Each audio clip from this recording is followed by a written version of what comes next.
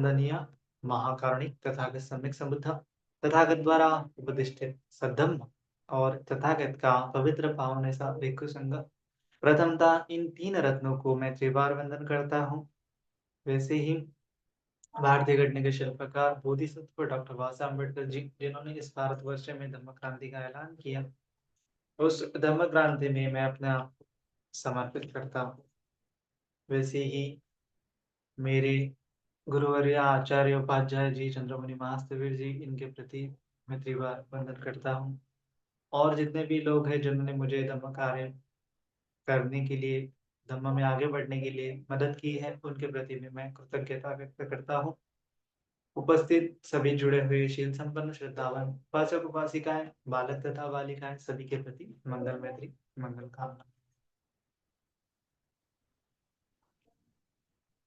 तो आज हम बड़े ही विशेष टॉपिक पे चर्चा करेंगे। आज हम जानेंगे कर्म सिद्धांत के बारे में। क्या होता है कर्म सिद्धांत? भगवान जी ने किस प्रकार से कर्म की व्याख्या की है? कर्म का क्या लाभ है, क्या हानि होती है? कर्म सिद्धांत किस लिए है ना? हमारे जीवन में हम सही तरीके से कर्म सिद्धांत का अनुसार जीवन कैसे जिए कि जिससे हमारा जीवन सुलभ हो जाए, सुखपूर्वक हो जाए। इन विषयों पर हम थोड़ी-थोड़ी चर्चा करेंगे। तो बेसिकली कर्म सिद्धांत जो ऐसा सिद्धांत है जिसे नकारा नहीं जा सकता। बहुत सारे रिलीजन है, बहुत सारे धर्म संप्रदाय है और सभी धर्म संप्रदायों में दरअसल ये कर्म का सिद्धांत एक कॉमन सिद्धांत है कि मनुष्य को कुछ ना कुछ तो भी कर्म करना पड़ेगा, है ना? किसी ईश्वर, आत्मा, परमात्मा को पाने के लिए भी कुछ ना कुछ तो कर्म करना ही पड़ता है। बेसिकली तो कर्म करना पड़ता है, जिसके बाद मरने के पश्चात सुगति मिलती है, दुर्गति मिलती है, स्वर्ग मिलता है, नरक मिलता है, इत्यादि इत्यादि प्रकार की धारणाएँ हमें दिखाई देती है, किसी धर्म संप्रदाय में, रिलिजन में, फिलॉसफी में। तो भगवान जी ने भी पूरा का पूरा कर्म सिद्धांत बताया है। भगवान बुद्ध जी ने जो कर्म सिद्धांत बताया है, उसकी यह विशेषता है कि उन्होंने कर्म सिद्धांत के अनुसार ही अपनी पूरी की पूरी टीचिंग दी है। बाकी अन्य रिलिजन में, अन्य धर्म संप्रदाय में जो स्थान ईश्वर, आत्मा, परमात्मा का आदि है, वही बुद्धिज़्म में कर्म सिद्धांतों को सबसे ऊँचा स्थान दिया जाता है और इसी कर्म सिद्धांत के इर्द-गिर्द पूरी बुद्धिस्ट फिलॉसफी चलती है। भगवान जी ने जो धर्म बताया है वो कर्म सिद्धांत बताया। भगवान जी ने बताया है कि आपको कर्म करना पड़ेगा। मैं तो केवल मार्गदाता हूँ और मेरे दिए हुए मार्ग के अनुसार अगर आप कर्म करोगे तो आपका जीवन सुखमय हो जाएगा। क्योंकि मैं दुःख मुक्ति का मार्ग सिखाता हूँ। इस प्रकार से भगवान जी का धर्म है, धम्म है, जो हमें कर्म सिद्धांतों को समझने के लिए प्रेरित करता है, कर्म करने के लिए प्रेरित करता है, कुशल कर्म करने के लिए प्रेरित करता है ना? तो शुरू करते हैं कि किस प्रकार से कर्म होते हैं, कुशल, अकुशल। आप लोग धम्म श्रवण करते हैं, उन सभी को पता होता है कि कर्म है तो कुशल कर्म भी है, अकुशल कर्म भी है ना? और इस प्रकृति में अलग-अलग नियम होते हैं। इस अलग-अलग नियमों के आधार पर जैसे भगवान बुद्ध जी ने हमें 5 प्रकार के नियम बताए कि ये सृष्टि 5 प्रकार के नियमों से चलती है ना? 5 प्रकार के नियम कौन से हैं? जैसे ऋतु नियम है, जैसे समर के बाद रेनी सीज़न आता है, फिर विंटर सीज़न आता है, जैसे धूप काल के बाद बारिश, बारिश काल के बाद सर्दी का मौसम। यह ऋतु चक्र है, ये ऋतु नियम इसको कहा जाता है। दूसरा नियम इस संसार में मौजूद है, उसको बोलते हैं बीज नियम। बीज नियम मतलब कि जो भी आप बीज बोओगे, आम का बीज बोया है तो आपको आम ही मिलेगा, है ना? बबूले का बीज बोया है तो वो बबूले का फल, वो पेड़ वहाँ पे निकलेगा, है ना? इस प्रकार से जो बीज बोया जाता है, उसके उपरांत कुछ दिनों के बाद क्या मिलता है वहाँ पे, में रिज़ल्ट दिखाई देने देने को मिलता है। तो आम का बीज हमने बोया, है ना? और उस समय में हमने पेड़ तो नहीं बोया, लेकिन पेड़ वहाँ निर्माण हो गया और आम का फल वहाँ पे निर्माण हो जाता है। तो इस प्रकार से बीज नियम काम करता है। जिसका सीधा-सीधा तात्पर्य है कि हमें रिज़ल्ट दिखाई नहीं देता। एक एक एक समय अंतराल के बाद ही रिज़ल्ट दिखाई देता है। जैसे आज हमने पेड़ लगाया है, आज हमने बीज लगाया है, तो दूसरे ही दिन हमको आम खाने के लिए नहीं मिलते हैं। हमें 3-4 साल वेट करना पड़ता है, उसके बाद हमें आम खाने को मिलता है। इसका मतलब आम उस पेड़ को मौजूद है, लेकिन वो दिखते नहीं हैं। वो बीज नियम के अनुसार हमें दिखते हैं, जो कि अ, कुछ समय के पश्चात हमारा उसका विपाक रिज़ल्ट जो है हमें वहाँ पे दिखाई देने को मिलता है। वह धीरे-धीरे घटित होने वाली प्रक्रिया है और इसी बीज नियम के चलते कोई सत्व जो है जन्म ग्रहण करता है, सत्व का शरीर डेवलप हो जाता है, माता का बीज होता है, पिता का बीज होता है और इसके आधार पर जो शरीर की रचना होती है, डीएनए के आधार पर हम बोल सकते हैं कि डीएनए के आधार पर जो डीएनए एक बीज के समान है और उसके आधार पर ये पूरा एक डिज़ाइन होता है हमारे शरीर का। तो ये बीज नियम के अनुसार ही डिज़ाइन होता है। उसके बाद होता है चित्त नियम। चित्त नियम के मतलब कि वह बीज नियम के आधार पर ही धीरे-धीरे संस्कार बच्चा विज्ञान हो गया है, अविद्या बचा संखार, संखार बचा विज्ञान की उत्पत्ति हो गई है। संखार मतलब कि ऐसे बीज नियम, ऐसे ऋतु नियम, ऐसे कर्म नियम जिसके आधार पर चित्त का उगम हुआ है। चित्त नियम वहाँ पे संखार बचा विज्ञान मतलब कि संस्कार के चलते विज्ञान विज्ञान मतलब कि चित्त, चित्त का कुछ तो भी नियम उत्पन्न हुआ है तो किसी नियम के आधार पर ही उत्पन्न होता है। नष्ट हो रहा है तो किसी नियम के आधार पर ही नष्ट हो रहा है, तो इसको बोला है चित्त नियम, है ना? चित्त में फिर अलग-अलग प्रकार के नियम हमें दिखाई देते हैं। चित्त उत्पन्न होता है, नष्ट होता है, जानता है चिंतन-मनन करता है, अनुभव लेता है, सुख-दुःख, है ना? इत्यादि, इत्यादि। तो ये चित्त नियम के अंतर्गत आता है। ये सब कार्य करने की प्रक्रिया चित्त नियम के अनुसार हम समझ सकते हैं कि चित्त कैसे काम करता है। उसके पश्चात होते हैं कर्म नियम। बेसिकली कर्म नियम के आधार पर ही ये सब कुछ घटित हो रहा है या फिर कर्म नियम मतलब कि ये एक मोटा-मोटा नियम है। मोटा-मोटा ये सभी नियम कैसे हैं? मोटे-मोटे नियम है। मोटे-मोटे नियम मतलब कि इन सभी नियमों का क्या हो रहा है कि ये सभी नियम हमें कार्य-कारण भाव को दर्शाते हैं। है ना? कार्य-कारण भाव को दर्शाते हैं मतलब कि किसी चीज़ को घटने के पीछे क्या कारण है? क्या हो रहा है कि कोई चीज़ घटित हो रही है? क्या हो रहा है कि कोई चीज़ उत्पन्न हो रही है? क्या हो रहा है कि कोई चीज़ नष्ट हो रही है? कुछ तो भी कारण है कि चीज़ घटित हो रही है, उत्पन्न हो रही है, कुछ तो भी कारण है कि चीज़ नष्ट हो रही है ना? तो इन कारणों को ही बोला जाता है ये सब नियम। नियम के आधार पर ही ये कार्य-कारण भाव है, कार्य-कारण भाव के आधार पर ही ये सब नियम है। तो कर्म नियम भी उसी का एक नियम है और उसके पश्चात होता है धम्म नियम। धम्म नियम मतलब कि ये सभी नियमों के परे जो नियम होता है उसको धम्म नियम बोला जाता है। प्रकृति में ऐसे भी नियम है कि जो कर्मों कर्मों से ये सृष्टि बंधी हुई है, लेकिन इसमें से छूटने का मार्ग भी है। उसको बोला जाता है धम्म नियम, है ना? कर्म को कर्मों को आकार देने का कार्य धर्म नियम के आधार पर किया जा सकता है। इस नियम को हम धम्म नियम बोल सकते हैं। तो उसकी जो क्या बोलते हैं, ये भी बहुत मोटा-मोटा अर्थ है धम्म नियम वैसे तो बहुत सूक्ष्म भी है, बहुत कठिन भी है जानने के लिए, लेकिन मोटे-मोटे तौर पर हम उसको इस प्रकार से समझ सकते हैं कि कर्मों को आकार देना मतलब धम्म नियम कह सकते हैं या फिर कर्मों के परे जाने का जो नियम वो धर्म नियम है, ऐसा हम धम्म नियम को डिफाइन कर सकते हैं। तो सभी जगह पे कार्य-कारण भाव वहाँ पे मौजूद होता है। तो इसी कार्य-कारण भाव को अगर हम कर्म सिद्धांत में समझेंगे, तो भगवान जी ने इंगित किया है कि हमारे जीवन में जो सुख आ रहा है, हमारे जीवन में जो दुःख आ रहा है, वह इन पाँचों नियमों में से ही आ रहा है। 5 नियमों के कारण ही आ रहा है और देखा जाए तो वही सही है ना? ऋतु परिवर्तन होता है, ऋतु नियम के कारण तो हमें सर्दी के मौसम में ठंडी लगती है, गर्मी के मौसम में गर्मी लगती है। ऋतु नियम में परिवर्तन आ गए, तो सर्दी के कारण हमें फिर सर्दी हो जाती है। खोखला हो जाता है, खाँसी हो जाता है, जुकाम हो जाता है। ऋतु नियम के चलते हमारा शरीर जो है, उसमें बदलाव हमें महसूस होते हैं। तो बीमारियाँ आती हैं अलग-अलग प्रकार की और बीमारियाँ आई है तो क्या हो जाता है फिर? दुःख आ जाता है, पीड़ा आ जाती है ना? तो भगवान जी ने सीधा-सीधा कहा है कि इन नियमों के आधार से ही हमारे जीवन में सुख आ रहा है, नहीं तो दुःख आ रहा है। किसी ईश्वर, आत्मा, परमात्मा नहीं कर रहा है। ये हमें नियम को समझना पड़ेगा और नियम को समझते हुए हमें जितना अच्छे से नियम समझेंगे, उतना अच्छे से हम हमारी लाइफ़ को ईज़ी कर पाएँगे। यही फ़ॉर्मूला भगवान जी ने बताया है ना?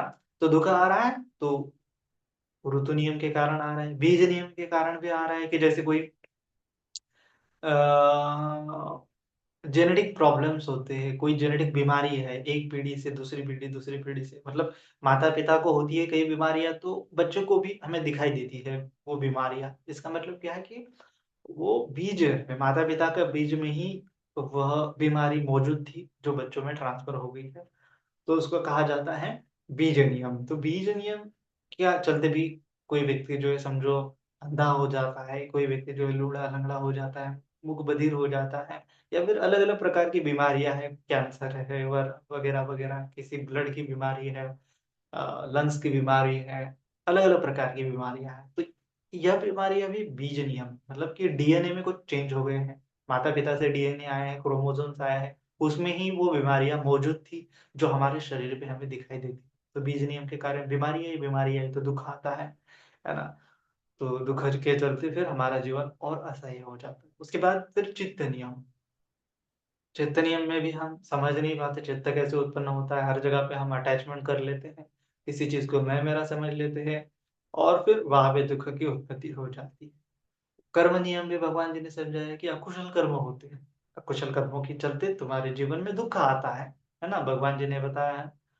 तो कैसे आता है तो धम्मपद में पहली और दूसरी गाथा कर्म के सिद्धांत को हमें बखूबी समझाती है। भगवान जी ने समझाया है मनोबुद्धिंगा धम्मा मनो सेट्ठा मनोमया मनसा से पदुत्थेन भासते वा करोति वा ततो न दुःखमन्वेति चक्रं वा वहतो पदः मनोबुद्धिंगा धम्मा मनो सेट्ठा मनोमया कि हमारे मन में जो आता है मनसा से भासते वा करोति वा मन ही सब करता है। मन से अगर हम कुछ करते हैं, कर्म करते हैं, बोलते हैं, वाचा का कर्म करते हैं काया के द्वारा काम करते हैं, है ना? तो भासति वा करोति वा ततो न दुःखमनुवेति मनसा से पदुष्टेन प्रदुष्ट मन से अगर कुछ कर्म करोगे काया वाचा मन से, मन मतलब प्रदुष्ट है, काया से कर्म करते हैं, वाचा से कर्म करते हैं और उसके उपरांत हमारे जीवन में दुःख आता है, ततो न दुःखमन्वेति चक्कं वा वहतो पदम् हमारे जीवन में ऐसे दुःख आएगा कि जैसे बैल के पीछे जो होता है चक्का, बैलगाड़ी में चक्का उसके पीछे आता है पैर के, उस प्रकार से हमारे जीवन में दुःख आएगा, अगर हमारा मन प्रदुष्ट है तो। तो भगवान जी ने बताया कि हमें सीधा-सीधा है फ़ॉर्मूला है कि दुःख आ रहा है, तो इसका मतलब हमारा मन कहीं न कहीं तो भी प्रदुष्ट हुआ था, है। इसके चलते दुःख आ रहा है। तो हमें क्या करना पड़ेगा? मन को सँभालना पड़ेगा, मन को परिशुद्ध करना पड़ेगा, मन को प्रफुल्लित करना पड़ेगा, प्रसन्न करना पड़ेगा। तो मनसाते प्रसन्नेन भासिति वा करोति वा प्रसन्न मन से अगर कोई कर्म करेंगे तो ततो न सुखमन्वेति हमारे जीवन में सुख का उगम होगा। कैसे उगम होगा? तो भगवान जी बोलते हैं छाया व अनपायिनी जैसे छाया होती है शीतल, जो कभी हमारा साथ नहीं छोड़ती, उस प्रकार से हमारे जीवन में सुख आएगा। तो ये डेफिनेशन बताती है कि सुख और दुःख का उगम स्थान कर्मों से ही होता है। कर्म कहाँ से घटित होते हैं? तो मन से ही घटित होते हैं। और अगर हम अच्छे से प्रॉपरली कर्म का सिद्धांत समझेंगे, उसके ऊपर हमारा जीवन जिएँगे, तो जीवन सुखद ही सुखद है, दुःख मुक्ति की अवस्था है ना? दुःख क्यों आ रहा है? अकुशल कर्मों के कारण। तो हमें क्या करना पड़ेगा? अकुशल कर्मों को हटाना पड़ेगा, जीवन से दुःख भी हट जाएँगे, है ना? ये कर्म का सिद्धांत, कार्य, कारण, भाव भगवान जी ने हमें बताया है। तो जैसा हम जानते हैं, अलग-अलग प्रकार के कर्म होते हैं, कुशल होते हैं, अकुशल होते हैं। अकुशल को बोला जाता है पाप कर्म, कुशल को बोला जाता है पुण्य कर्म, है ना? तो कुशल और अकुशल, अकुशल मतलब कि जिसमें घृणा भरी है, मतलब कर्म क्या है कि कर्म मतलब ये नहीं कि हम काया से जो कुछ भी कर्म कर रहे हैं, ये नहीं है कि जो वाणी से कुछ कर्म कर रहे हैं। कर्म का इंगित भगवान जी ने बताया कि मन से होता है ना?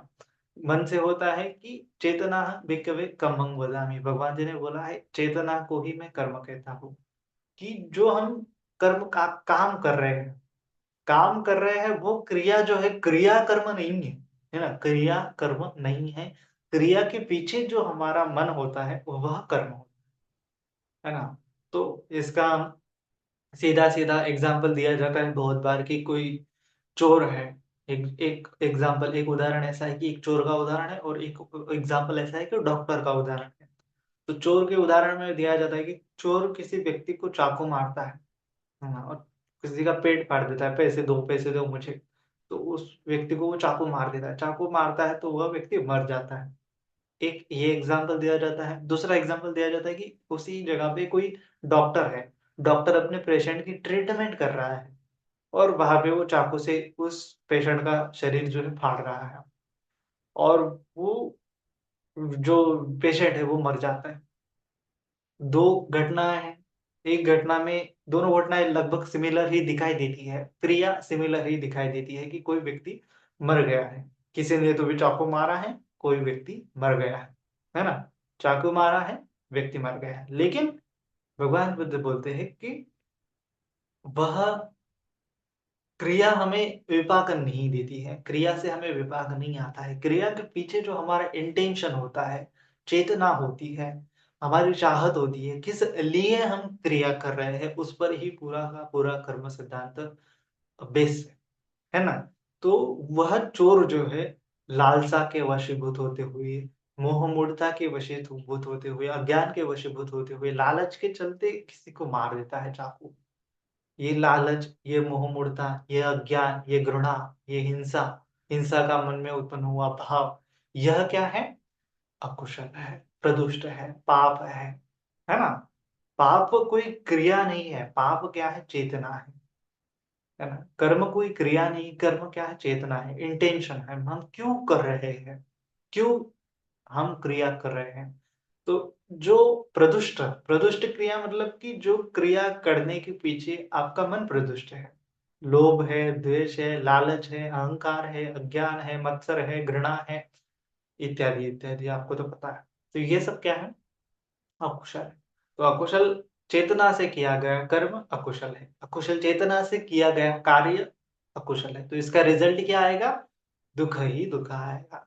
उस चोर को जिसने किसी व्यक्ति को मारा है उसको नरक में जाना पड़ेगा, भुगतना पड़ेगा अपने कर्मों का फल। और दूसरी जगह पे है कोई डॉक्टर है, तो वह डॉक्टर भी किसी पेशेंट को मार रहा है। पेशेंट मर गया है, चाकू मार दिया डॉक्टर ने और पेशेंट मर गया। तो लेकिन वहाँ पे उस डॉक्टर का अकुशल कर्म नहीं होता है। क्यों नहीं होता है? चेतना। उस डॉक्टर की चेतना क्या होती है कि मैं पेशेंट को बचाऊँ। उसके मन में लोभ नहीं होता है, उसके मन में द्वेष नहीं होता है, उसके मन में अहंकार नहीं होता है, उसके मन में घृणा नहीं होती, उसके मन में मत्सर नहीं होता है, ईर्ष्या नहीं होता है, कुछ भी नहीं होता है। उसके मन में केवल एक विचार होता है कि मैं इसका भला करूँ और यहीं से कर्मों की परिशुद्धि होती है कि मैं किसी का भला करूँ। यही सबसे कुशल है, पुण्य है ना? यहाँ पे मन प्रदुष्ट नहीं होता है, तो उस अवस्था को बोलते हैं मनसा से प्रसन्नेन। प्रसन्न मन से किया गया कर्म, परिशुद्ध मन से किया गया कर्म, है ना? दूसरों की भलाई के लिए किया गया कर्म, मनसा से प्रसन्नेन प्रसत्येव करोति वा। तो उसने काया के द्वारा प्रसन्न मन से क्रिया की, ततो न सुखमन्विति। तो उसका अकुशल कर्म नहीं घटित हुआ, उसका तो कुशल कर्म ही हुआ। कि उसने कुछ प्रयास किया है कि मैं किसी को बचाऊँ, लेकिन विफल हो गया है, सफल नहीं हुआ है, नहीं हुआ। तो इसका मतलब उसका कर्म वहाँ पे कुछ क्रिया कुछ भी घटित हुई मैटर नहीं करती, लेकिन उसका अकुशल कर्म नहीं हुआ। उसका तो कुशल ही कर्म हुआ है, उसने दूसरों को बचाने की कोशिश की। तो डॉक्टर का कुशल कर्म हो गया जिसके चलते वो सुगति को उत्पन्न होगा, देवता गति में उत्पन्न होगा। तो ये सिंपल सा फॉर्मूला है ना? तो इस फ़ॉर्मूले के चलते ही हमें क्या करना है कि हमें हमेशा देखना है कि हमारे जीवन में हमें प्रसन्न मन से कर्म करना है। जिस कर्म करने के पीछे हमारी चेतना कैसी होनी चाहिए? ना तो लोभ, ना तो द्वेष, ना तो मोह, ना तो घृणा, ना तो अहंकार, ना तो मान, ना तो मत्सर, ऐसे प्रदुष्ट विचार नहीं होने चाहिए। तो ये सिंपल हमें चीज़ समझनी है। इसके चलते ही हमारे जीवन में सुख का उगम होगा, है ना? कर्म क्यों करने हैं? सुख पाने के लिए कर्म करने। आपको कोई सुख देने वाला नहीं है, ऐसे परोसने वाला नहीं है कि हाँ, ये लो सुख, है ना? तो आपको कुछ ना कुछ कर्म करना पड़ेगा, जिसके चलते ही आपको सुख मिलेगा। अगर आपको कुछ सुख मिल रहा है, इसका मतलब क्या है कि आपके पूर्व जन्म में, पूर्व भविष्य में, पूर्व भाव में आपने बहुत सारे कुशल कर्म किए हैं। इसके चलते उस कुशल कर्म का फल आपको ये मिल रहा है। आपके पास गाड़ी, बंगला, ये जो धन ऐश्वर्य है ना? आपके पास इतना भाग्य के साथ आप आए हैं, इसका मतलब क्या है कि आपके बहुत सारे कुशल कर्म हुए हैं, वो पिछले जन्मों में। तो हमें ख़्याल रखना है कि पिछले जन्मों के कुशल कर्मों के कारण हमें सुख मिल रहा है। ये सब धन संपत्ति, धन दौलत मिल रही है ना? तो हमें क्या करना है, अभी बहुत सारे ये सिद्धांत भी है ना कि अ हमें तो सब कुछ ठीक-ठीक ही मिल रहा है ना? हमें हमारे साथ तो सब कुछ ठीक हो रहा है। हमारे जीवन में तो एकदम सुख ही सुख है, तो हमें कर्मों करने की क्या आवश्यकता है? ऐसे बहुत सारे लोगों के मन में विचार आ सकता है। लेकिन भगवान जी ने समझाया है कि अगर आपको कुछ फल मिल रहा है, इसका मतलब क्या है कि वो आप फल खा रहे हैं, कुशल कर्मों का विपाक वहाँ पे मिल रहा है। तो मिल रहा है इसका मतलब क्या है कि पिछले कुशल पुण्य कर्मों के कारण कुछ कर्म किए होंगे, दूसरों की भलाई की होंगी, दान दिया होगा, शील का पालन किया होगा, तो उसके चलते आपको इस जीवन में सुख और समृद्धि मिल रही है। तो पिछले दान कर्म, शायद आपने किसी 10 व्यक्ति को दान दिया होगा, तो आपके पास 10 मंजिला इमारत आ गई है। अभी भगवान जी बोलते हैं कि आपको सतर्क रहना पड़ेगा, सजग रहना पड़ेगा, सुनीतिमान रहना पड़ेगा। कैसे सुनीतिमान रहना पड़ेगा कि मैं सुख भोग रहा हूँ, इसका मतलब मेरे कर्मों का यूटिलाइज़ेशन हो रहा है। मेरे कर्मों का यूटिलाइज़ेशन हो रहा है, पिछले कर्मों का। अभी क्या हो रहा है, मेरे कर्म खर्च खर्च हो गए हैं। विपाक आ गया, वि वि विपाक कभी ना कभी खत्म हो जाएगा।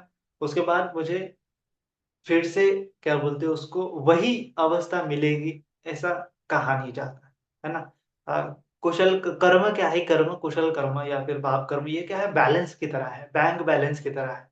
हाँ, इसको ऐसे समझेंगे तो अच्छा समझ में आएगा कि जैसे आपके बैंक बैलेंस में बहुत सारा पैसा है, आप जाते हो हर महीना में आपके बैंक में पैसे जमा करते हो, इसका मतलब आपका बैंक बैलेंस बढ़ रहा है ना? बढ़ रहा है। अगर आप कोई बैंक में कोई चीज़ आपको खरीदनी है, कार्ड स्वाइप करते हो, कोई पेट्रोल खरीदते हो, शॉपिंग करते हो, तो क्या होता है, बैंक बैलेंस कम-कम होता जा रहा है ना? आप सुख-सुविधाओं की चीज़ें खरीद रहे हो, तो बैंक बैलेंस कम हो रहा है, सीधा-सीधा है। तो इसी प्रकार से कर्म आपने पिछले जन्मों में किए होंगे, इसके चलते आपको सुख मिल रहा है। इसका मतलब आपके पिछले कर्म जो हैं, खत्म होते जा रहे हैं। पुण्य कर्म जो है खत्म होते जा रहे हैं, अगर आप सुख भोग रहे हो तो। तो आपको त्वरा क्या करनी है कि आपको बैंक बैलेंस बढ़ाना है ना? जैसे हम अम, पैसा कमाते हैं, उसी प्रकार से हमें कर्म को भी कमाना है। अगर कर्म नहीं कमाएँगे तो फिर दुःख ही दुःख आएगा। जीवन यापन के लिए जिस प्रकार से हम पैसा कमाते हैं, उसी प्रकार से ये जीवन यापन के लिए हमें कर्मों को भी कमाना चाहिए। पैसा तो ये क्या है कि ये तो अ, लोकीय संपत्ति है। ये संसार जब तक आप बूढ़े हैं, बुजुर्ग हैं, तब तक आपको पैसा काम आएगा। लेकिन कर्म जो है आपको जन्मों-जन्मों में काम आता है। ये एक जन्म की बात नहीं है, हर जन्म की बात है और आपका जन्म ही कर्मों के कारण ही हो रहा है। इसीलिए कर्मों की आवश्यकता है, कर्म करने की आवश्यकता है। अगर कर्म नहीं करेंगे तो दुःख ही दुःख। तो इसीलिए कर्मों का बैंक बैलेंस का यूटिलाइज़ेशन अच्छे से करना है, नहीं तो अहंकार आ जाता है। प्रमाद आ जाता है कि मेरे पास तो सब कुछ है, मुझे कर्मों की करने की क्या आवश्यकता है, इस प्रकार से, है ना? तो हमने एक सुना होगा ना, विशाखा को मिगार माता भी बोला जाता है ना? उसकी एक अच्छी कहानी है कि वो अपने ससुर को एक समय में उनके घर में कोई भिक्षु आता है और वो ससुर जो है उसका खाना खा रहा होता है, तो वो भिक्षु को देख के वो ससुर बोलता है कि चलो जाओ यहाँ से, मेरे घर में कुछ नहीं है, भागो यहाँ से, कहाँ से आते वगैरह-वगैरह। तो वो विशाखा को अच्छा नहीं लगता, उसको लगता है कि मेरा ससुर तो पंच-पकवान खा रहा है, लेकिन थोड़ा-सा भी वो दान पुण्य नहीं कर रहा है, साधु सन्यासी को नहीं दे रहा है। तो विशाखा बोलती है बाहर जाके, वो बहुत बुद्धिमान होती है, बुद्ध की शरण में गई हुई होती है, तो बोलती है बाहर जाते हुए ज़ोर-ज़ोर से ताकि उसके ससुर को सुनाई दे कि वो साधु को कहती है, भिक्षु को कहती है कि जाओ धनतेज जी यहाँ से मेरे मेरे ससुर जी तो बासी खाना खा रहे हैं, आप आगे के घर में चले जाओ। तो इस प्रकार से तो ससुर गुस्सा हो जाता है कि कैसे कह रही हो कि बासी खाना खा रही हो, है ना? वो पंचायत बुला लेता है, उसके ऊपर कंप्लेंट करता है ना? कि मैं तो पंच पकवान खा रहा था ताज़ा-ताज़ा और ये बोल रही है कि बासी खाना खा रही हूँ। तो पंचायत में विशाखा बोलती है कि ये जो तुम पंच पकवान खा रहे हो, इतने सारे पंच पकवान तुम्हें मिल रहे हैं, इतनी सारी धन-दौलत मिल रही है, ये पिछले कर्मों के कारण है ना? ये पिछले जन्मों में तुमने कुछ जो भी दान पुण्य किया होगा, उसका फल तुम्हें मिल रहा है। लेकिन फल मिल रहा है, तुम फल तो खा रहे हो, लेकिन अभी कर्म नहीं कर रहे हो, इसीलिए बासी अन्न है। इसी जन्म में तुमने कुछ दान पुण्य नहीं किया है, इसका मतलब बासी है, आपका जो मिल रहा है वो बासी पुण्य है, बासी सुख है, बासी खाना है, बासी खाना आप खा रहे हो, बासी फल आप खा रहे हो। ताज़े फल खाने के लिए आपको ताज़ा-ताज़ा कर्म भी करना पड़ेगा। इसी जीवन में कर्म करना पड़ेगा, है ना? तो कर्मों के फल तो आपको मिलते रहेंगे, है ना? जैसे-जैसे आपका पुण्य होगा वैसे-वैसे आपको कर्मों के फल मिलते रहेंगे। लेकिन जब आपको फल मिल रहा है, तब भी आपको कर्म करना अनिवार्य है। चाहे आपको सुखद फल मिल रहा है, चाहे आपको दुखद फल मिल रहा है, आपको दोनों क्षणों में कर्म की सजगता, कर्म करने की सजगता बनी रहनी चाहिए। यही भगवान जी ने बताया है अत्तदीप भव। है ना? अत्तदीप भव और अत्त ही अत्तो न नातो कोई नातो परोसिया कि आपको ही कर्म करना पड़ेगा। दुःख आया है आपके जीवन में तो उस समय में आपको तो कर्म करने की आवश्यकता है ही है क्योंकि अकुशल कर्म ज़्यादा है और अकुशल कर्मों के कारण, पाप कर्मों के कारण आपको आपके जीवन में दुःख घटनाएँ, दुखद चीज़ें, दुखद परिस्थितियाँ आ रही हैं। तो आपको कुशल कर्म करने की त्वरा करनी चाहिए, ज़्यादा से ज़्यादा कुशल कर्म करने चाहिए ताकि आपके जो आपदा-विपदा जो है दूर हो जाए। अगर ऐसा नहीं करेंगे तो कर्मों का विपाक आता ही रहेगा, है ना? तो जब तक हम कर्म नहीं करेंगे तब तक मतलब हम आगे नहीं बढ़ सकते या फिर उस सिचुएशन को उभर नहीं सकते, है ना? जैसे बहुत सारे लोग जो हैं मिस इंटरप्रिटेशन हो गया है, कर्म सिद्धांत का बहुत गलत ढंग से भारत में तो हम देखते हैं हज़ारों वर्षों में जाति प्रथा वग़ैरह आ गई है। जो क्षुद्र, अछूत, छुआ-छूत जैसी प्रथा आ गई कि आपको पिछले जन्मों के कारण ही क्या मिल रहा है, ये आप ये तो सही है कि पिछले जन्मों के कारण भी कोई व्यक्ति जो है दरिद्र में आता है, कोई व्यक्ति राजमहल में उत्पन्न होता है, कोई व्यक्ति अ, हाथ-पैर नहीं होता है, किसी की आँख नहीं होती है। फलाना-फलाना प्रकार की बीमारियाँ, फलाना-फलाना प्रकार के रोग, फलाना-फलाना प्रकार की परिस्थितियाँ बहुत सारी व व वैरायटी है, तो क्यों है? कर्मों के कारण। ये बात तो ठीक है। लेकिन इसका क्या हो गया विपरीत परिणाम हो गया है। एक ऐसा विपरीत परिणाम हो गया है कि कोई व्यक्ति जो है अगर दरिद्र में जीता है तो घृणा का भाव वहाँ पे उत्पन्न होता है। हम देखते हैं भारतवर्ष में ब्राह्मण, उच्च जाति वाले समझने वाले लोग दूसरे कनिष्ठ जाति वाले लोगों की घृणा कर देते हैं। है ना? क्योंकि वो मानते थे कि अकुशल कर्मों के कारण ही कोई व्यक्ति जो है दरिद्र में उत्पन्न होता है ना? तो इसके चलते क्या हो रहा है, ये प्रारब्धवाद बोल सकते हैं, दैववाद बोल सकते हैं कि मेरे मुझे जो मिल रहा है वो तो पिछले कर्मों के कारण ही मिल रहा है। ऐसा सिद्धांत गलत तरीके से समझा गया है कर्म के सिद्धांत को और फिर दूसरा व्यक्ति अगर लूला-लंगड़ा है, भिखारी है तो उसको कहने देते हम इज़िली कह देते हैं कि इसके पिछले कर्मों के कारण ही यह व्यक्ति लूला-लंगड़ा भिखारी है। तो हम क्या कर लेते हैं वहाँ पे कर्म के सिद्धांत को नहीं समझ पाए हैं, अच्छे से नहीं समझ पाए हैं, है ना?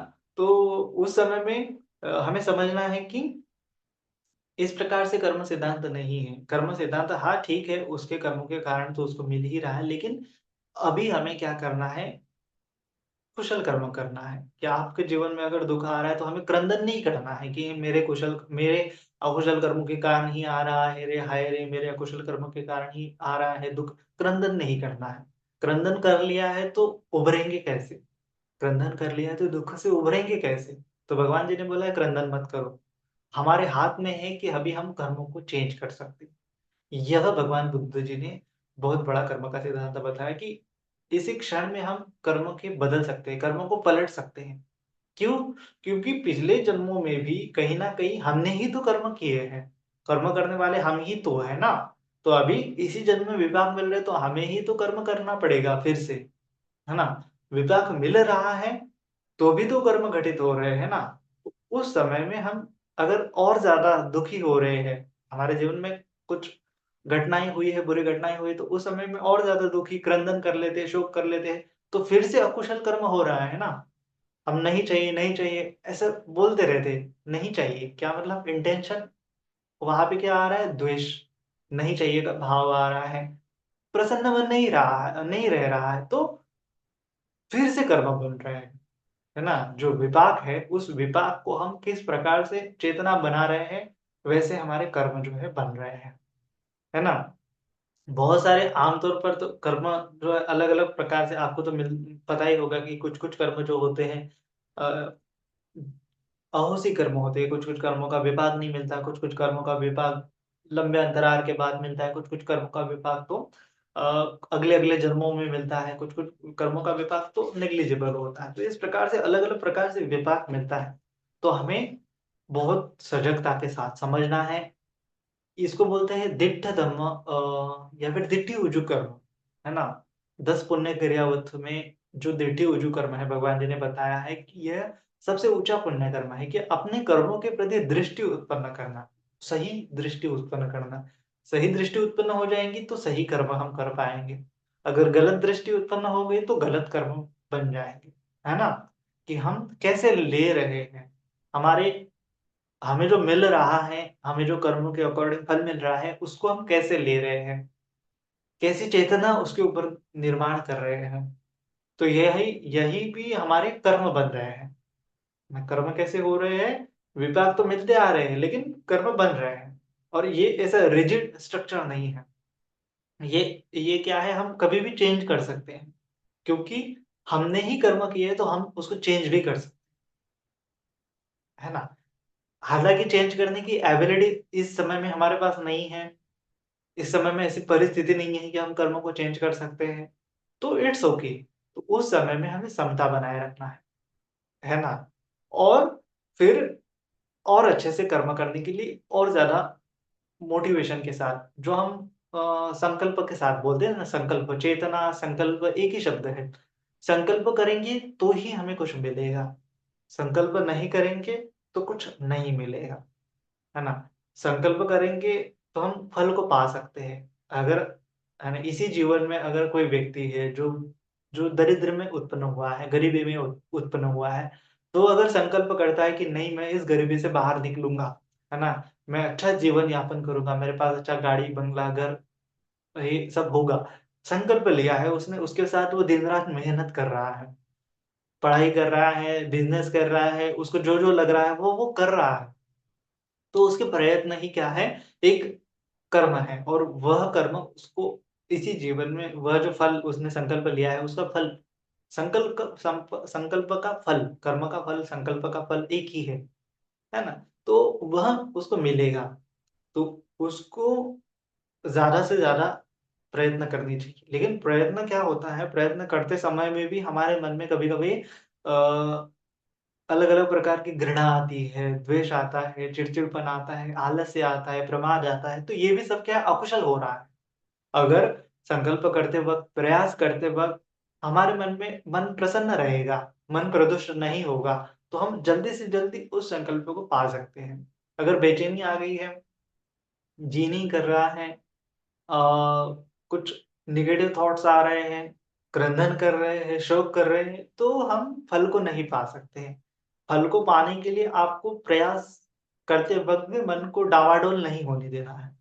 मन को डावाडोल नहीं होने देना है, समता में रखना है और प्रयत्न करते जाना है ना? तो ये समता के साथ प्रयत्न अगर करेंगे तो फल मिलेगा। अगर क्षमता नहीं है, कर्म करते रह रहे हैं, चिंता है, परेशानी है, डिस्ट्रैक्शन है, उसमें लिप्त हो रहे हैं, प्रमाद कर रहे हैं, तो पूरा कैसे होगा संकल्प, है ना? तो ये चीज़ है कि अगर आप संकल्प करते हो, तो वह चीज़ पूरी होने के चांसेस बढ़ सकते हैं। भगवान जी ने बोला है, इस जगत में संकल्प सबसे बड़ी शक्ति है ना? कि जिसके चलते हम कर्मों को मैनिपुलेट कर सकते हैं, कर्मों के प्रवाह को मोड़ सकते हैं किसी दिशा में। और जितना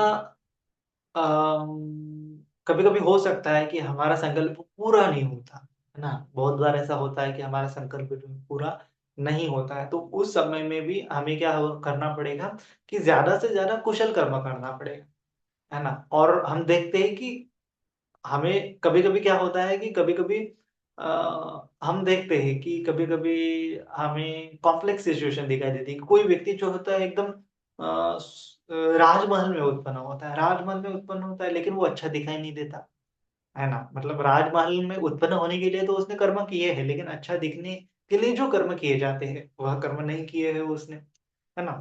कोई-कोई व्यक्ति जो होता है गरीब, एकदम दरिद्र कुटुंब में जन्म लेता है, लेकिन वहाँ पे वो बहुत सुंदर दिखता है। इसका मतलब उसने सुंदर दिखने के लिए तो पिछले जन्मों में कर्म किए होते हुए, सेवा वगैरह की होगी, लेकिन लेकिन दरिद्र में उत्पन्न हुआ है। इसका मतलब क्या है कि उसके मन में कभी ईर्ष्या का भाव भी जागा होगा, कंजूसता का भी भाव जागा होगा कि जिसके चलते उसको धन संपत्ति नहीं मिली, सुंदरता मिल गई, धन संपत्ति नहीं मिली।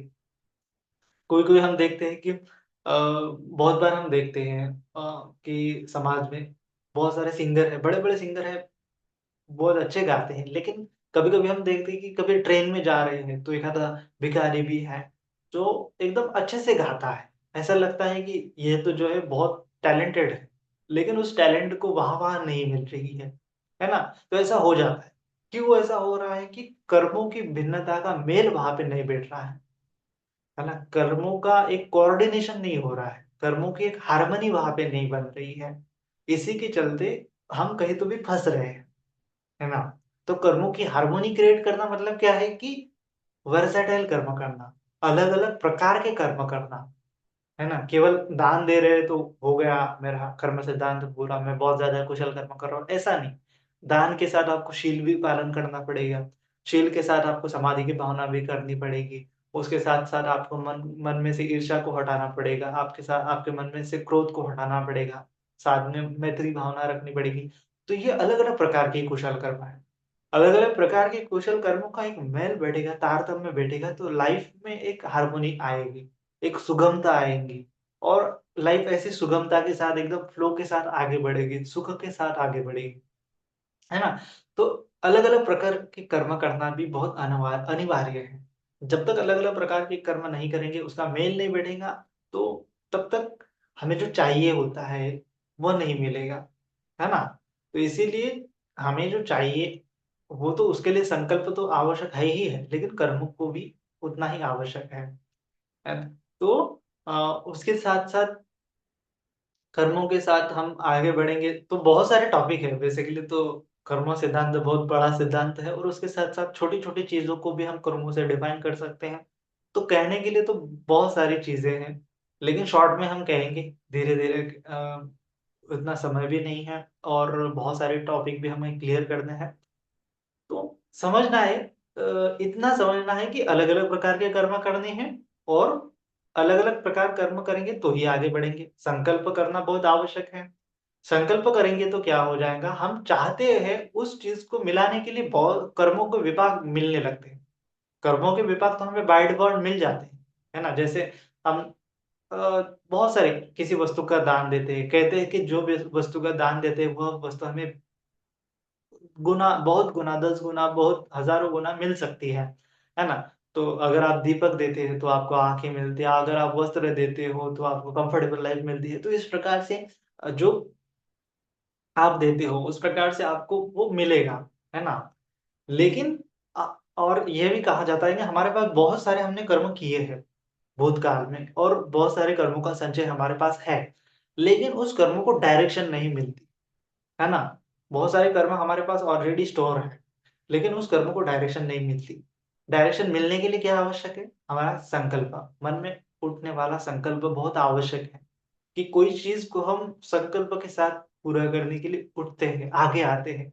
तो उसे तुम्हें मिलाने के लिए पूरी कायनात कोशिश में लग जाती है ना? जिस चीज़ को तुम शिद्दत से चाहते हो, उसे तुम्हें मिलाने के लिए पूरी कायनात कोशिश में लग जाती है। कायनात मतलब क्या है कि आपके ही तो कुशल कर्म हैं, आपके ही तो पिछले वाले कर्म हैं कि जो आपको वो संकल्प तक पहुँचाने के लिए हेल्प करेंगे, है ना? तो इसीलिए कहा जाता है कि सचेतना के साथ, ससंकल्प के साथ कर्म करो। तो कोई दान पुण्य कर्म कर रहे हो तो उसके पीछे चेतना रखो कि इस दान पुण्य के प्रताप से मुझे सुगति मिल जाए, इस दान पुण्य के प्रताप से मुझे निर्वाण की प्राप्ति हो जाए। तो आपके मन में जो संकल्प उठेगा, वह कर्म का कर्म को डायरेक्शन मिलेगी, उस कर्म के विपाक को डायरेक्शन मिलेगी, उस पुण्य को फलित होने के लिए डायरेक्शन मिलेगी। हमें दान जो हम दे रहे हैं दान, फॉर एग्जाम्पल हम कुछ गाड़ी दान दे रहे हैं किसी को, गाड़ी दान दी, हमारे पास तो हजारों गाड़ियां हैं और हमने गाड़ी दान दी। अभी फ्यूचर में तो हमें गाड़ी ही मिलेंगी, लेकिन हमें गाड़ी नहीं चाहिए। हमने क्या किया, हमने गाड़ी दान दी, है ना। और इसको बोलते हैं वस्तु विनिमय भी बोल सकते हैं। गाड़ी दान दी लेकिन हमें गाड़ी नहीं चाहिए, हमें चाहिए निर्वाण चाहिए, हमें चाहिए सुगति चाहिए, हमें चाहिए श्रोतापन्न की अवस्था चाहिए, है ना। तो हम इसको उपस्तुमान, पुराने जमाने में हुआ करता था ना ऐसे कि जैसे पैसा तो नहीं था पुराने जमाने में, पैसों का तो जो इन्वेंशन है तो बाद में हुआ। लेकिन उसके पहले लोग क्या करते थे कि वस्तु विनिमय कहा जाता है।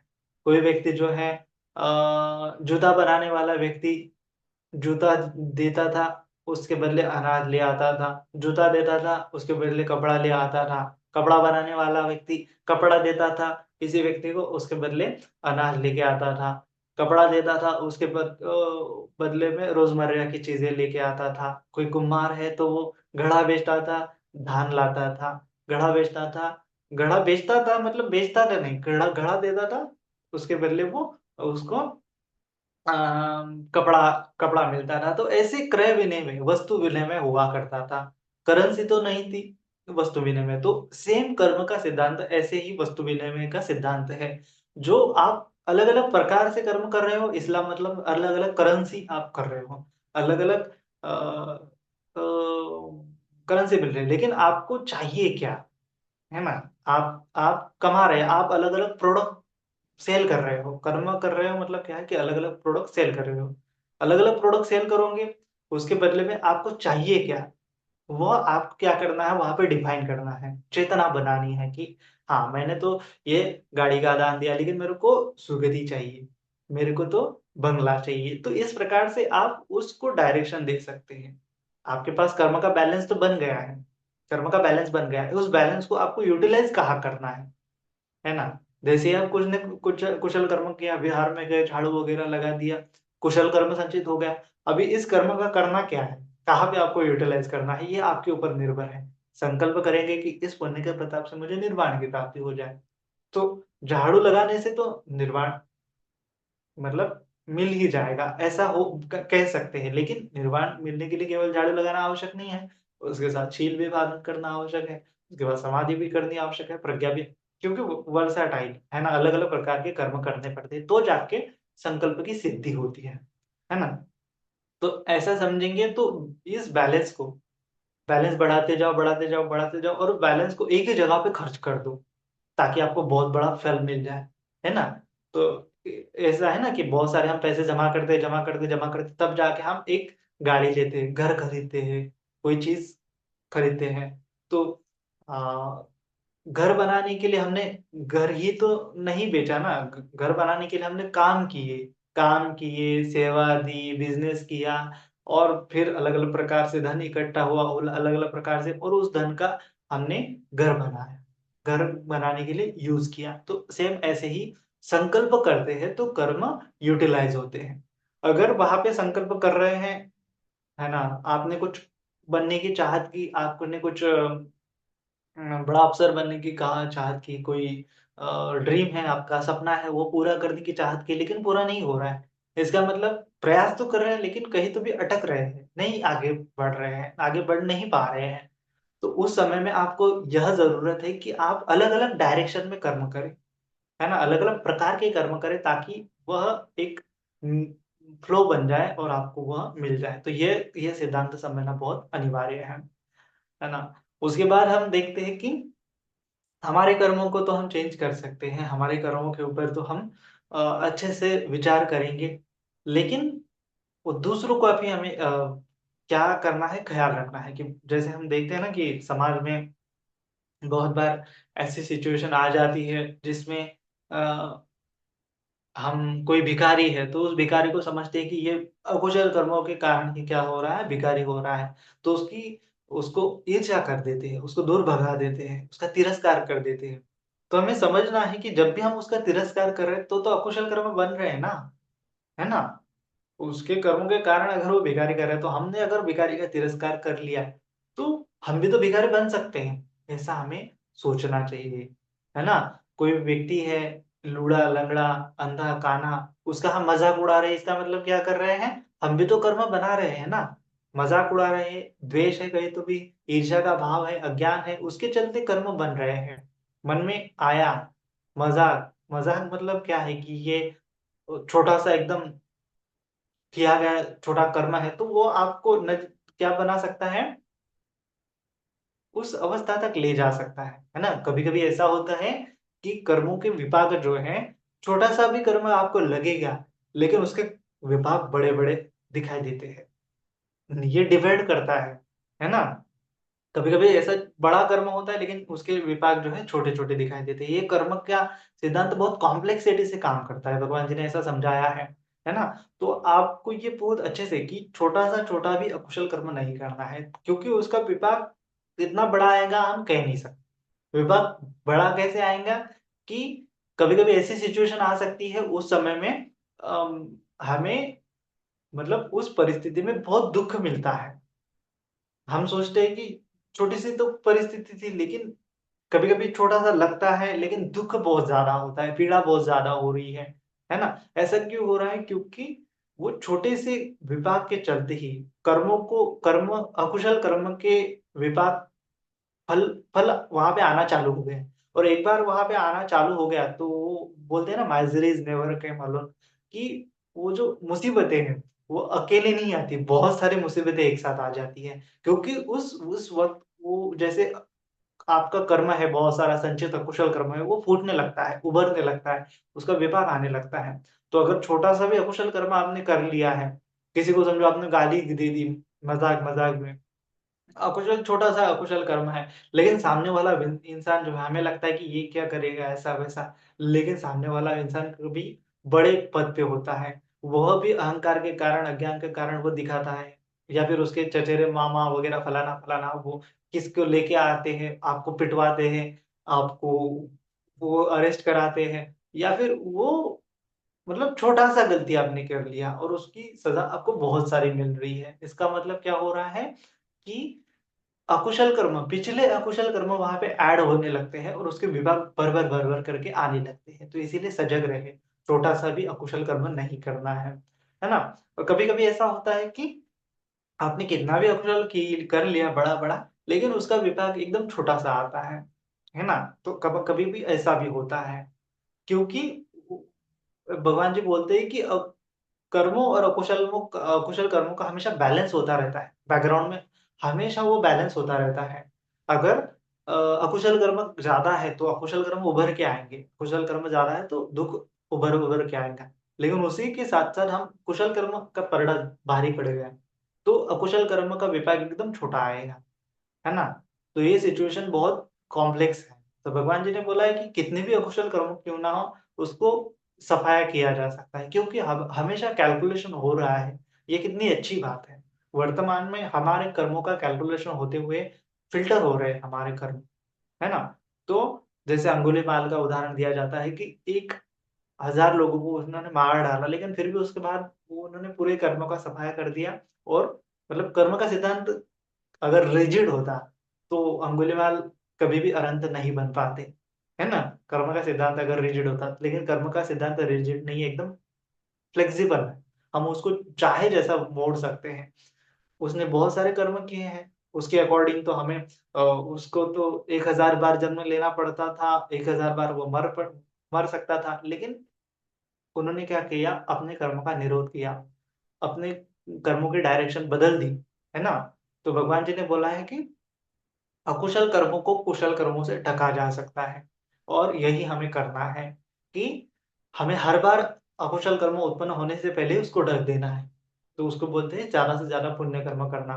तो अंगुलीमाल स्थविर बन गए तो उन्होंने पूरी तरह से राग, द्वेष, मोह का इरेडिकेशन कर दिया कि कर्मों के फल को आने के लिए जगह ही नहीं दी थी। थोड़ा-सा भी राग उत्पन्न नहीं किया, थोड़ा-सा भी द्वेष उत्पन्न नहीं किया, थोड़ा-सा भी मोह उत्पन्न होने ही नहीं दिया, तो घृणा, मत्सर, अहंकार उत्पन्न होने ही नहीं दिया, तो कर्मों को फूटने के लिए, अकुशल कर्मों को फूटने के लिए जगह ही नहीं मिली। जगह ही नहीं मिली तो खत्म हो जाते हैं। और जगह किसको मिली? कुशल कर्मों को। मैत्री को, करुणा को, मुदिता को, उपेक्षा को जगह मिल गई। है ना? तो ये पूर्वक कहे गए अकुशल कर्मों को जो कुशल कर्मों से ढकता है, वह इस जगत को वैसे ही प्रकाशमान करता है जैसे पूर्णिमा के दिन में नभ नभ से निकला हुआ चंद्रमा इस जगत को प्रकाशित करता है। यह अंगुलीमाल अष्टसिद्धि के उपलक्ष्य में भगवान जी ने गाथा कही है कि पूर्वक ये अकुशल कर्मों को कुशल कर्मों से ढकना है। यही सिद्धांत भगवान जी ने समझाया है। पाप कर्मों को नहीं करना है। सब पापस्य अकरणं कुशलस्योपसम्पदा सचित्त पर्योदपणं एतं बुद्धानां शासनम्। पाप कर्मों को नहीं करना है, कुशल कर्मों को करना है, चित्त को परिशुद्ध करते रहना है। यही भगवान बुद्ध की शिक्षा है।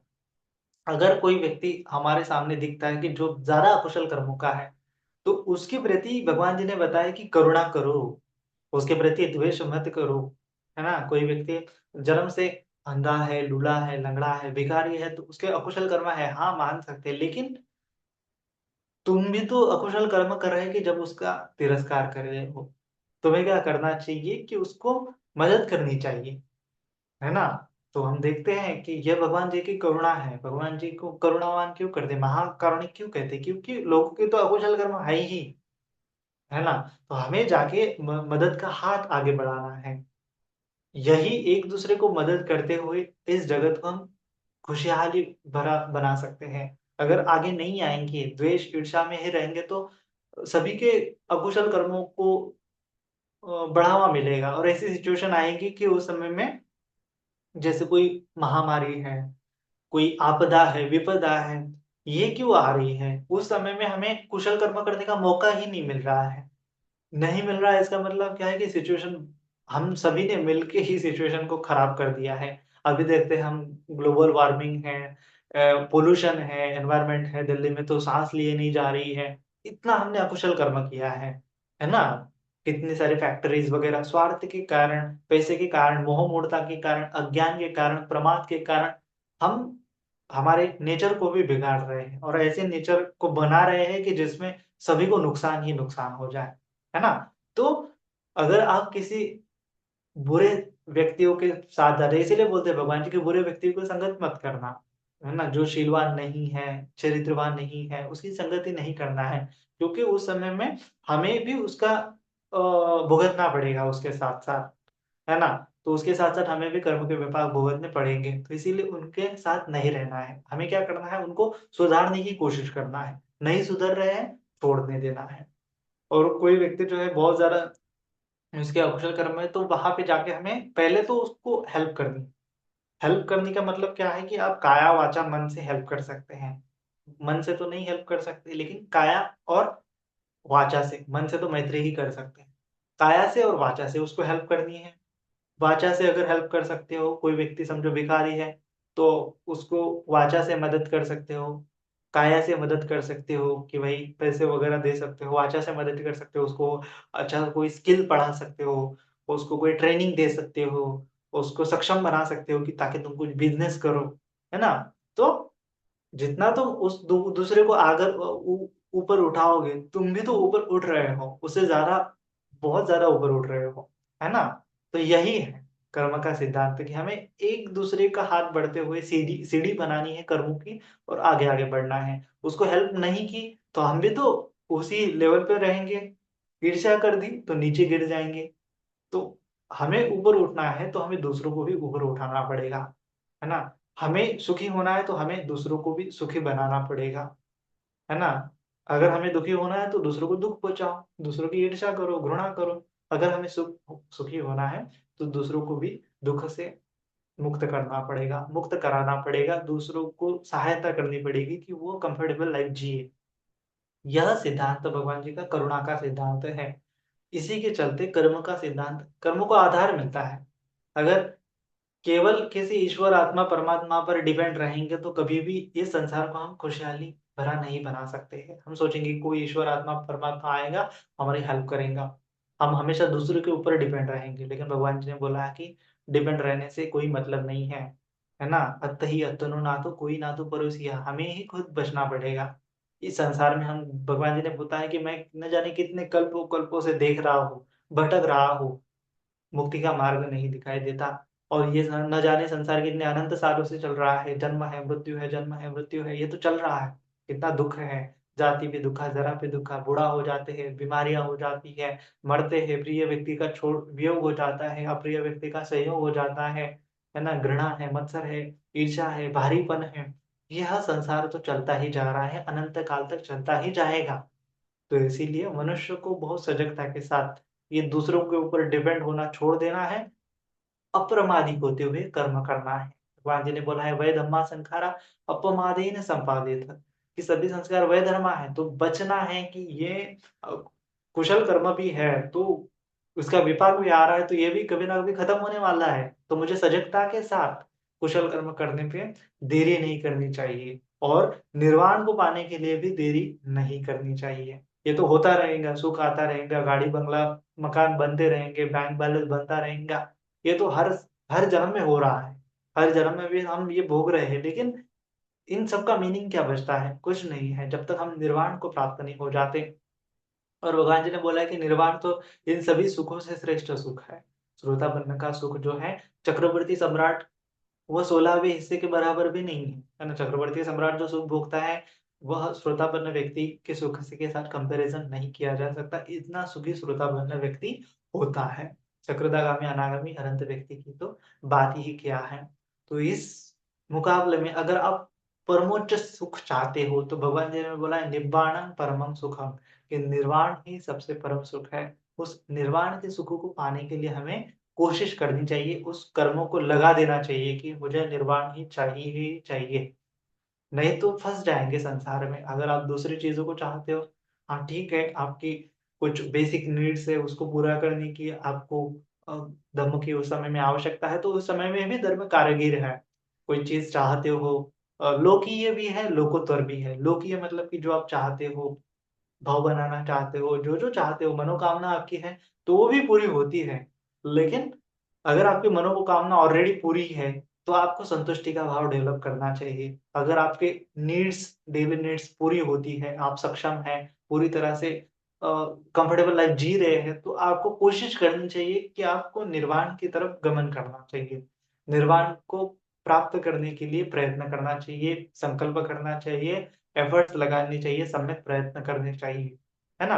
अगर कंफर्टेबल लाइफ नहीं है, तो धम्म वहाँ पे भी आपको हेल्प करता है कि वहाँ पे आप अच्छे से कर्म करके वो कंफर्टेबल लाइफ तक पहुँचने के लिए पुण्य कर्म करें। लेकिन लोकीय अगर आपकी नीड पूरी हो गई है, लोकीय जगत में आपको संतुष्टि मिली है, तो आपको लोकोत्तर अवस्था तक माने निर्वाण की अवस्था तक श्रोतापन्न, सकदागामी, अनागामी, अनंत अवस्था तक जाने के लिए ज़्यादा से ज़्यादा कुशल कर्म करना चाहिए और यही सही मायने में मनुष्य जीवन की अ, क्या बोलते हैं उसको सर्वोच्चता है ना? उच्चतम बिंदु है, सुखपूर्वक बिंदु है और इसी के लिए भगवान जी ने हमें धर्म बताया है। जो धम्म नियम है, उसको भी हमें समझना है, उसको भी हमें एक्सपीरियंस करना है कि ये प्रकृति में ये धम्म नियम क्या है? हम क्या हैं? हम कहाँ से आए हैं? हमारा अ, क्या बोलते हैं, हमारा एग्ज़िस्टेंस क्या है? इस प्रकार से समझने के लिए निर्वाण को समझना बहुत आवश्यक है। तो भली-भाँति समझे भगवान जी ने किस प्रकार से धम्म को समझाया है और करुणा के साथ आगे आइए, दूसरों की हेल्प कीजिए। उस समय में भी तो आपको कुशल कर्म बढ़ ही रहे हैं। ऐसा नहीं कि केवल मैं ध्यान कर रहा हूँ, इसका मतलब मेरा कुशल कर्म बढ़ रहा है। तो ध्यान कर रहे हो तो वो तो बढ़ ही रहा है। लेकिन उसके साथ-साथ आपके मन में मैत्री भावना, करुणा भावना, दूसरों को हेल्प करने के लिए आगे आने की भावना, सेवा करने की भावना, जो 10 पुण्य क्रिया वस्तु है उसको बखूबी निभाना है, उसको बखूबी अपने जीवन में उतारना है। तभी जाके वो दृष्टि उजुकम्मा उस अवस्था तक पहुँच जाएँगे कि किस कर्मों से क्या होता है, किस कर्मों से क्या नहीं होता है। तो आपको पूरा पास्ट, फ्यूचर, प्रेज़ेंट दिट्ठी उजु अगर परिशुद्ध हो गई है, तो वो जो ज्ञान है ना? जो लोकीय ज्ञान है, लोकोत्तर ज्ञान है, वो भी आपको मिल सकते हैं कि आप पास्ट लाइफ़ को देख सकते हैं, फ्यूचर को देख सकते हैं, है ना?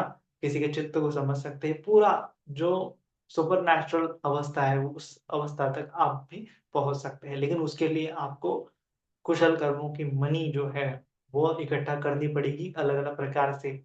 तो धर्मों को बार-बार श्रवण करते रहिए, अलग-अलग प्रकार से धर्म को अपने आचरण में उतारते रहिए, अलग-अलग यही अलग-अलग कर्म है ना? और जो-जो कहा जाता है, उसके अकॉर्डिंग एकदम अच्छे से चिंतन-मनन करते हुए, योनिसो मनसिकार करते हुए, काया, वाचा, मन में उसको उतारना है। तो ही आपका जीवन सफल, सुखद और आनंदमय हो जाएगा। आज के लिए इतना ही। सभी का मंगल हो, सभी का कल्याण हो, सभी जन सुखी हो, सुखी हो, सुखी हो।